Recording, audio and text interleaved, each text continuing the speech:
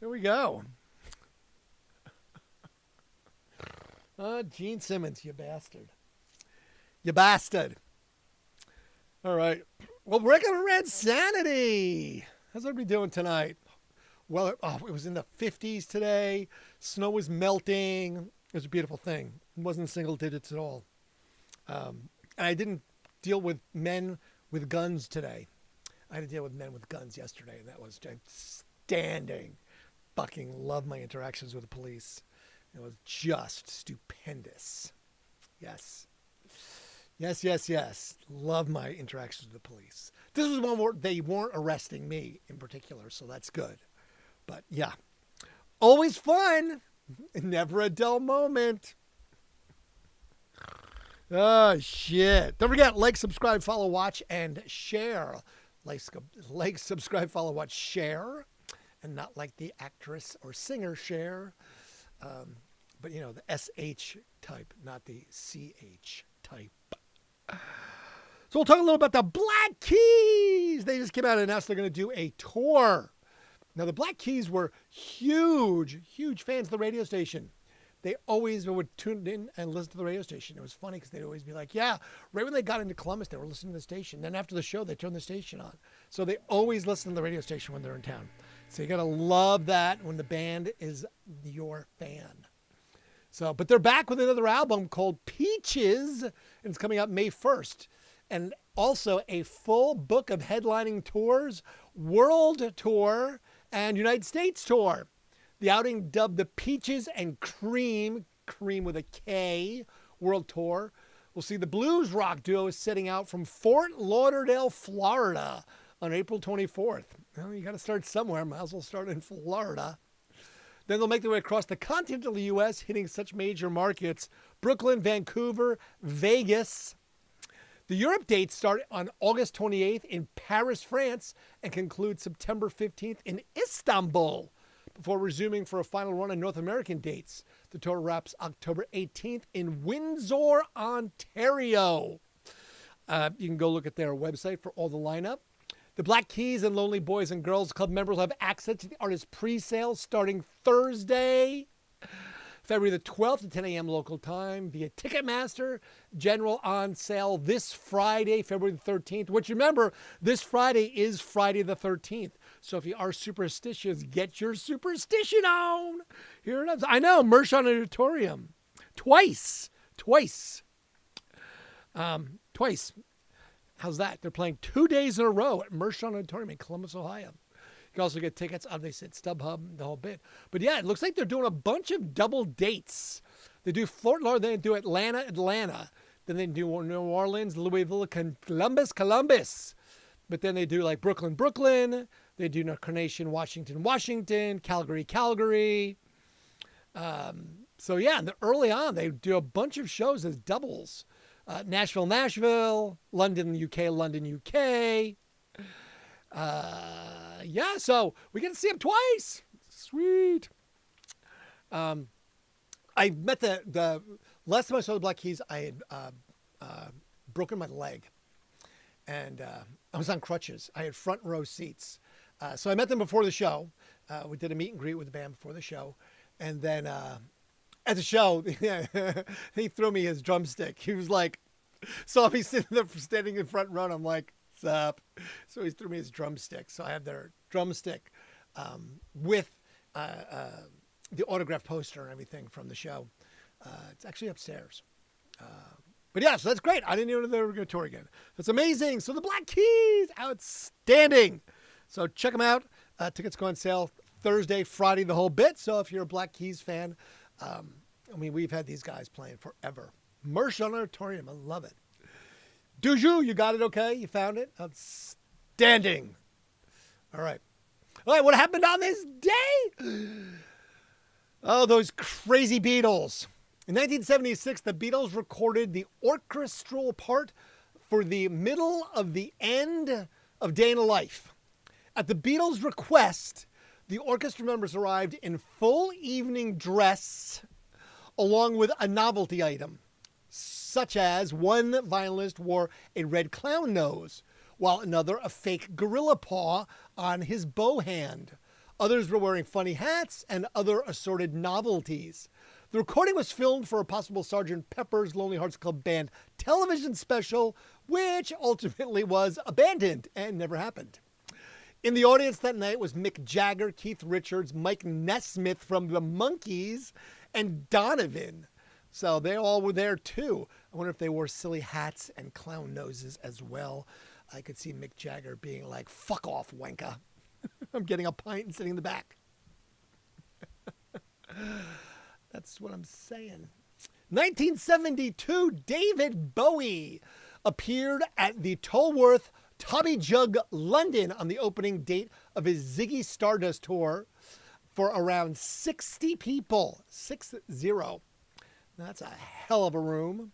The character of Ziggy was initially inspired by British rock and roll singer Vince Taylor.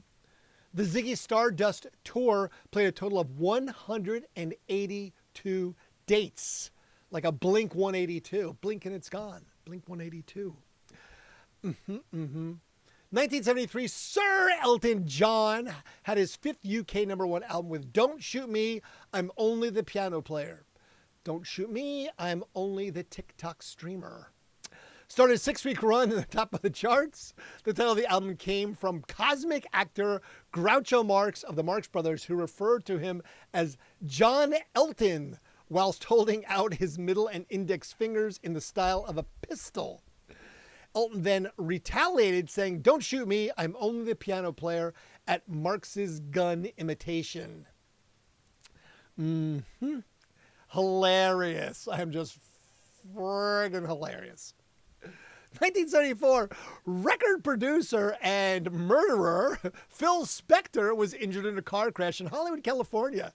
Spector was almost killed, and it was only because the attending police officer detected a faint pulse that Spector was not declared dead at the scene. He was admitted to the UCLA Medical Center suffering serious head injuries. And that would explain everything. That required several hours of surgery with over 300 stitches on his face and over 400 stitches to the back of his head. That's because all his brains leaked out. No common sense with Phil Spector, apparently. Just saying. The only band that ever mattered, The Clash, in 1977, started recording their debut album at CBS Studios in London, England. The album was recorded over 3 weekend sessions at CBS Studio 3 in February of 1977. By the third of these sessions, the album was recorded and mixed to completion. With the tapes being delivered to CBS at the start of March, it cost only $6,500 to produce. $6,500 to produce. I want the rights to that for $6,500 to produce. He pulled a Gary Busey. He did pull a Gary Busey. Very nice. I like that. Good reference. Yes, think they appreciate that photo. Thank you so much. Just so you know, that photo was mine, and it refers to the 1978 release of Van Halen's self-titled debut studio album, peaking at number 19 on the Billboard charts. It went on to sell more than 10 million copies in the U.S. The album contains some of Van Halen's well-known and most popular songs, including Running with the Devil, Ain't Talking About Love, Jamie's Crying, and their cover of the Kinks' You Really Got Me. The 1 minute and 42-second Eddie Van Halen instrumental Eruption featured on the album is considered one of the best electric guitar solos of all time and popularized the technique of the two-handed tapping. Yep, I listened to that about 6 times in a row tonight. Minute 42, and it is pretty awesome, as they say. You got to do it. What it costs to produce now? A lot. Yes, I'm your ice cream man. Stop me when I'm passing by. Ah! See how all my flavors get to satisfy. Oh, my. I love Van Halen. Rod Stewart in 1979 started a 4-week run at number 1 on the U.S. singles chart with Do You Think I'm Sexy?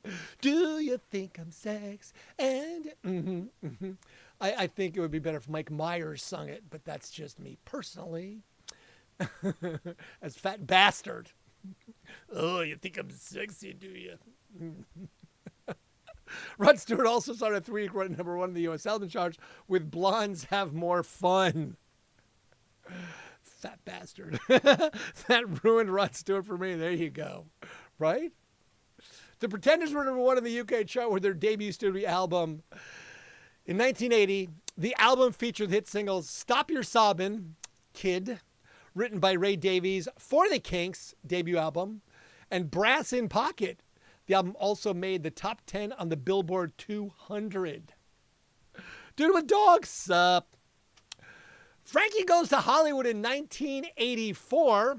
We're #1 at the UK singles chart for the 3rd week with Relax, one of the decade's most controversial and most commercially successful records. Relax eventually sold a reported 2 million copies in the UK alone, easily ranking among the top best-selling singles in the UK. It remained in the UK top 40 for 37 consecutive weeks. They also remember they figured out that they weren't singing on it. Now, I totally forgot about this guy, Terrence Trent D'Arby. I was like, wait, I haven't even thought about him. I was like, holy shit, 1988, the debut studio album for Terrence Trent D'Arby introduced the hard line, according to Trent D'Arby, was at #1 in the UK album chart. It featured the hit singles Wishing Well, a US #1, If You Let Me Stay, and Sign Your Name. The album spent a total of 9 weeks non-consecutively on the top of the UK charts. D'Arby legally changed his name to Sanada Matre on October 4th, 2001, explaining Terrence Trent D'Arby was dead. Oops. Okay. I guess, long live the Queen. Terrence Trent, dead. Yeah. I don't know. 1990, Paula Abdul started a 3-week run at #1 in the U.S. singles chart with Opposites Attract. I have no idea. I'm just going to stop there. 1993, on the special edition of the Oprah Winfrey Show, Michael Jackson gave his first TV interview for 14 years live from Neverland Valley Ranch. And I give a fuck about that why. And why I shared that, I don't know. Sorry for ruining your night. 1997, Blur released their eponymous 5th studio album, as well as lead single Beetle Bum, reaching the top of the UK charts. The album also reached the top 20 in 6 other countries. The success of song number 2 led to Blur becoming the band's most successful album in the US, where the Britpop scene had been largely unsuccessful. Had it been? I was not aware of said things. Where was Oasis at the time? They were always fighting with Blur. Well, better than them, the bastards. Axl Rose. Speaking of bad attitudes and bands, Axl Rose was charged with disorderly conduct following a scuffle with a baggage handler at the Arizona airport.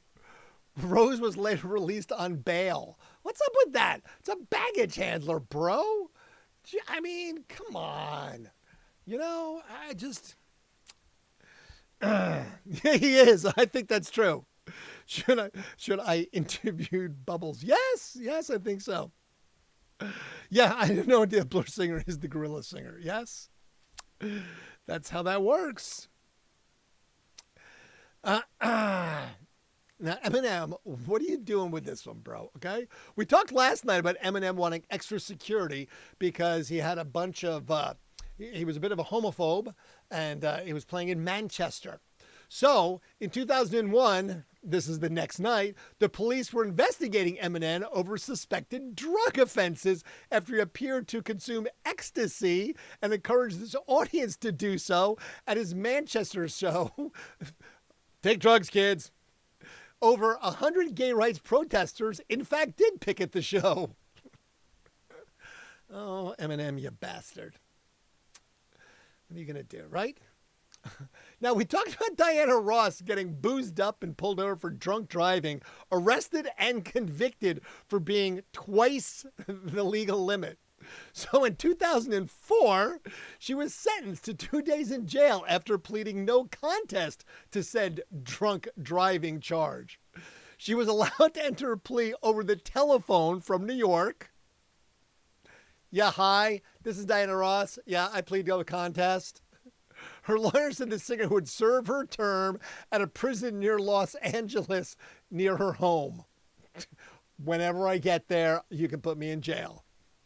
She was arrested in December of 2002 after tests indicated she was twice the legal limit for drinking and driving. I love that. Yeah, I'll be there whenever I make it back to LA, and I'll just go to jail for 2 days at the jail of my choosing. I want that kind of like privilege. I mean, I have some privileges, but not that kind of privileges. 2005, Roger Daltrey was awarded the CBE by the Queen at Buckingham Palace for services to the music industry. Whatever, Roger. In 2005, Prince topped Rolling Stone's magazine annual list of the year's biggest money earners after his 2004 tour grossed $90 million. $90 million. Talk to Taylor Swift. Madonna came in second place after earning $54 million, and Metallica came in third with $43 million.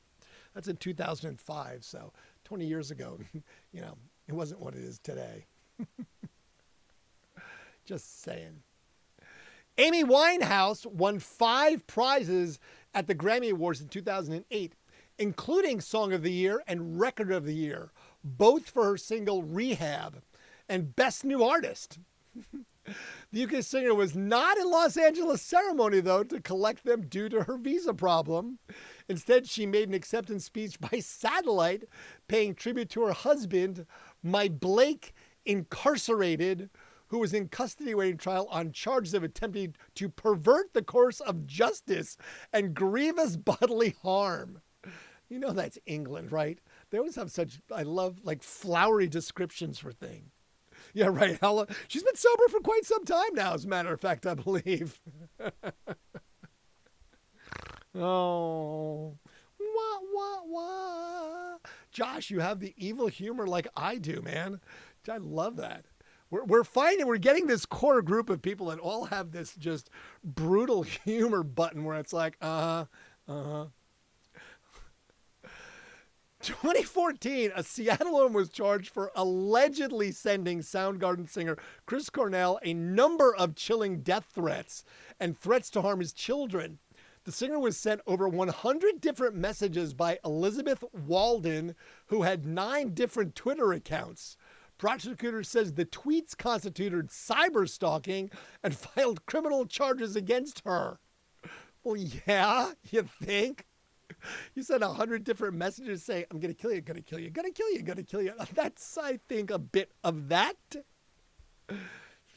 Freaking crazy people. 2017, more Prince news. Universal Records struck a deal to release much of the late musician's private archive. Universal said the deal gave it exclusive licensing rights to Prince's highly anticipated trove of unreleased works. It had also acquired the rights to his 25 albums that Prince released through NPG Records, the label he founded. They struck a deal. So just that means that someone got paid. That's exactly what that means. Winners at the 61st Annual Grammy Awards in 2019 included Childish Gambino, which you know is Donald Glover, right? We know that. Okay, we're aware of who that is. Who won Record of the Year and Song of the Year with This Is America, making Gambino the first hip-hop artist to win Record of the Year and Song of the Year. Golden Hour by Casey Musgraves won Album of the Year. Best New Artist went to Dua Lipa. Best Pop Solo Performance went to Lady Gaga for Joan, Where Do You Think You're Going? And Best Alternative Music Album went to Beck for his album Colors. Yes, Beck. And Miley Cyrus was at number 1 on the U.S. singles chart with Flowers in 2023. The track broke several records on Spotify, earning over 7.7 million plays in its first 24 hours. It was the best-selling global single of 2023, earning 2.7 billion streams with a B, making it Cyrus's most successful single worldwide. In the United States, the single debuted at number 1 and spent 8 non-consecutive weeks on top of the Billboard Hot 100. The song also topped the UK charts for 10 consecutive weeks. Now, I did get to meet Miley once. We were out in Los Angeles. I went to the K-Rock Christmas. Tears for Fears. I met Tears for Fears. That's when I met Jane Kimmel. A bunch of other stars, but Miley was there, and she was like instantly with a bunch of people, but she was fucking hammered. She was way on something, because she was just, it was very funny. I was like, oh my God, look, there's Miley Cyrus. So I was like, whoa. I'm like, okie dokie. I was sober at that moment because I knew I was going to be intermingling with a bunch of heavy hitters from the record industry. So I made sure I maintained my composure so that I would not be embarrassed once again. Not that I ever have been, but, you know, we all have those regret things. All right, so this one, I'm going to read this one, but it's okay, I didn't write any of this. This is not I didn't say this, okay? This is me talking Gene Simmons, okay? This is Gene Simmons said this, okay? So Gene Simmons has had some hot takes over the years for sure, and this new one is kind of, it's maybe a little bit racist. So in his Legends and Leaders podcast rant, the Kiss bassist singer complained about rap artists being inducted into the Rock and Roll Hall of Fame. He said he doesn't get it because he doesn't come from the ghetto. Okay. The fact that Iron Maiden is not in the Rock and Roll Hall of Fame when they can sell out stadiums and Grandmaster Flash is the legendary rock musician said that once had the exact conversation with a hip hop icon. Ice Cube and I had a back and forth, and he's a great guy, and I respect what he does. Simon says, it's not my music. I don't come from the ghetto. Oh, God. It doesn't speak my language. And I said in print many times, hip-hop does not belong in the Rock and Roll Hall of Fame, nor does opera, symphony orchestras. How come the New York Philharmonic doesn't get to the Rock and Roll Hall of Fame? Because it's called the Rock and Roll Hall of Fame. But Ice Cube shot back and said, no, it's the spirit of rock and roll. Okay, fine. So Ice Cube and Grandmaster Flash and all these guys are in the Rock and Roll Hall of Fame. I just want to know when Led Zeppelin's going to be in the Hip Hop Hall of Fame. Oh, you can't do that? Really? Jesus. Music Has Labels describes an approach. Simmons continued, by and large, rap hip-hop is a spoken word art.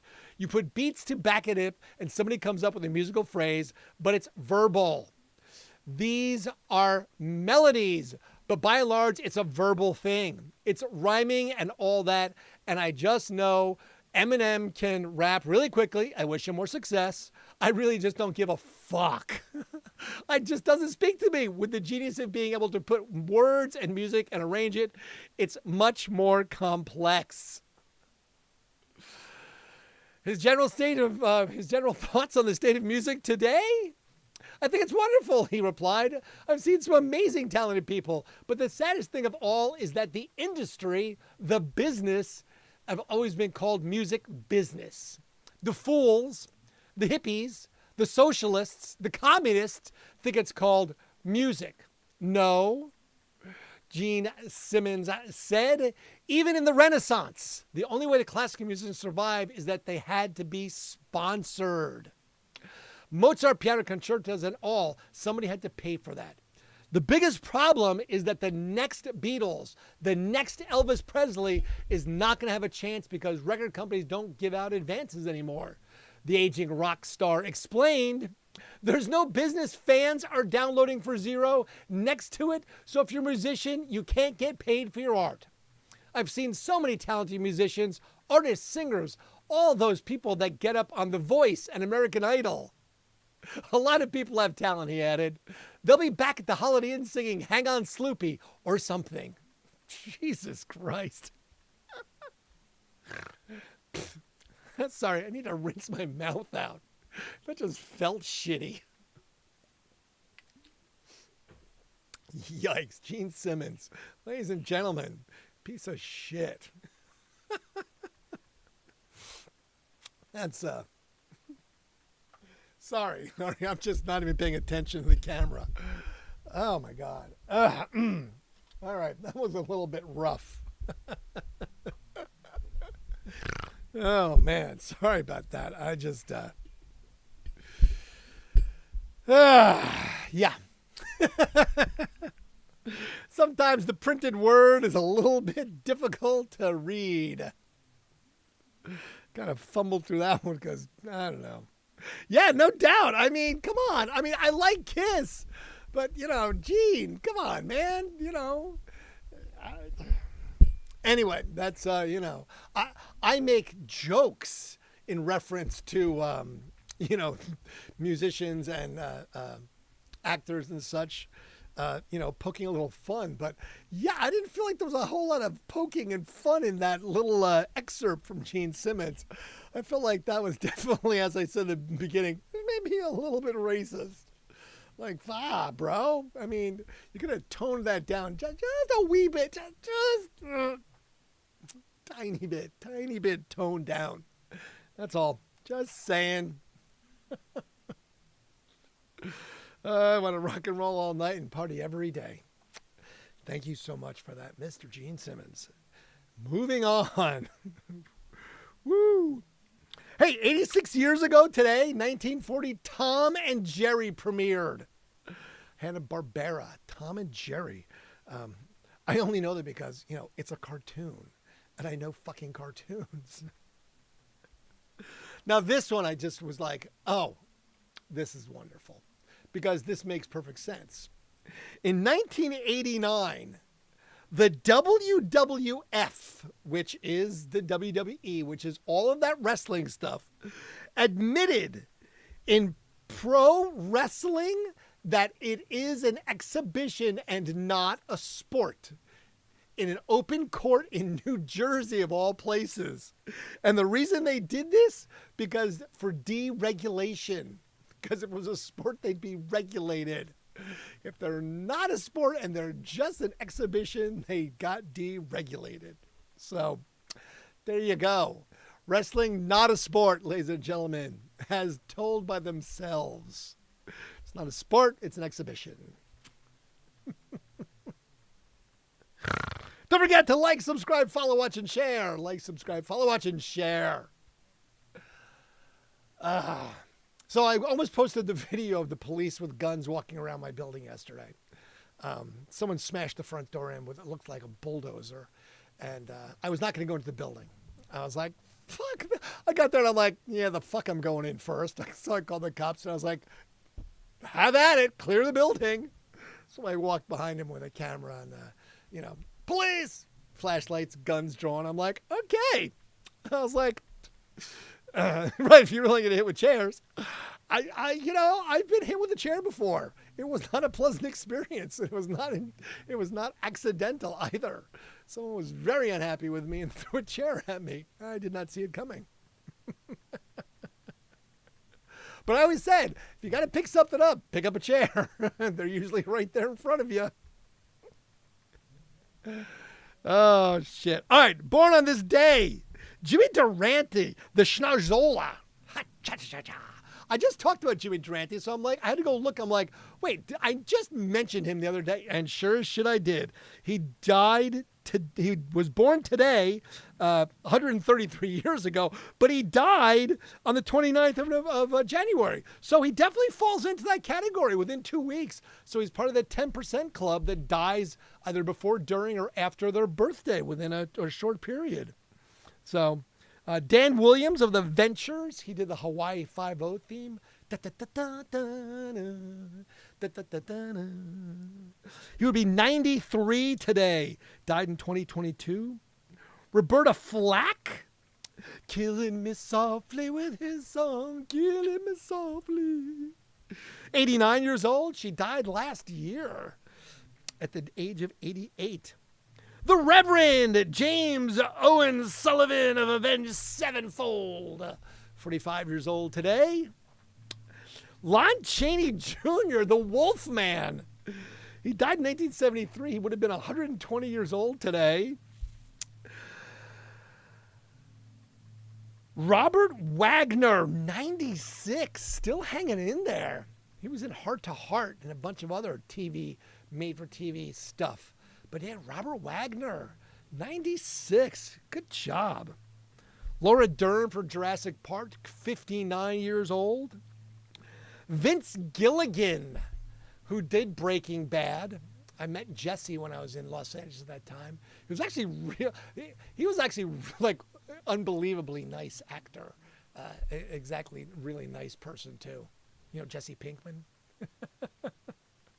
It was pretty funny because I was staying there and I was talking to somebody and I kind of looked over at him like I was like, "Hey, is that?" And he walks right over. He's like, "Hi, and I was like, "Oh, I'm Randy. Nice to meet you." He's like, "Do you want to get a picture?" And I'm like, "Yeah, sure." So, yeah, it was one of those very strange. I'm like, "Wow, this guy's really gregarious." But yes, Vince Gilligan from Breaking Bad. He also does that new show Pluribus that I got into last year. This series is basically reminds me of a Rick and Morty episode with the hive mind. So we'll see. I'm curious as to see where he's going to go with this thing.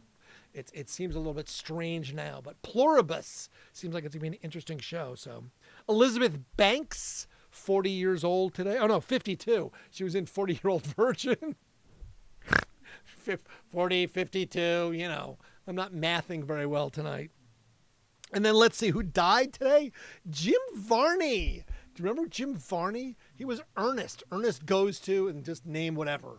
The moon, Washington, the White House, whatever. But yeah, he died in 2000 at the age of 50. I had no idea. I wonder whatever happened to Ernest. But yeah, he was that goofy dude, Ernest Goes To. Roy Schneider, 75, died today. He was in Jaws and he was in The French Connection. Roy Schneider, he was a good actor. I liked the stuff he did. He always, I don't think he was one of those actors that I would have, I'm not a big Tom Cruise fan. You know, I'm like, I could take it or leave it. But yeah, Roy Schneider, I don't think there's anything I was about. Shirley Temple died today at the age of 85. You know, she was a U.S. ambassador. Right. Shirley Temple from the good ship Lollipop. 85 years old, died in 2013. W. Watts Biggers. That's his name. W. Watts Biggers. He's the guy who made Underdog. Speed of lightning, tower of thunder, riding those who rob or plunder. Underdog. And Jan Michael Vincent. Jan Michael Vincent died on this day at the age of 74 in 2019. Hey, Vernon. Right, exactly. Hey, Vern. What you doing there, Vern? Exactly. That's exactly who Jim Varney was. Right. What you saying there, Vern? Very nice. Good job. Good job. Good catch there. I like that. Very nice. Yes, yes, yes. All right, so that's my short list of people that died tonight. There was other people, but, you know, I'm just like, yeah, you know, I don't know. It feels weird celebrating someone that died sometimes. You know, I'd rather celebrate their birthday, even if they're 133 years old today, Jimmy Durante. Ha, cha-cha-cha-cha. Oh, shit. So yeah, so it's been a crazy fucked up week already, and it's only Tuesday. I seriously, you know, that's why honestly, you know, I don't know if everyone else's life appears like this, but it just, you know, there was a thing and I forget the movie now, because I'm having complete lack of brain today. But it talked about, you know, liking, I think it was Parenthood, maybe the movie Parenthood. And anyway, it talked about the grandmother talked about she liked the roller coaster versus the merry-go-round.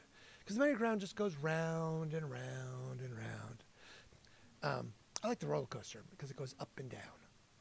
Yes, I live a roller coaster. I definitely don't live the merry-go-round. I live the roller coaster, the up and down, because it's just nuts, the shit that goes on in a daily day for me. It really is. But I'm sure everyone has that too.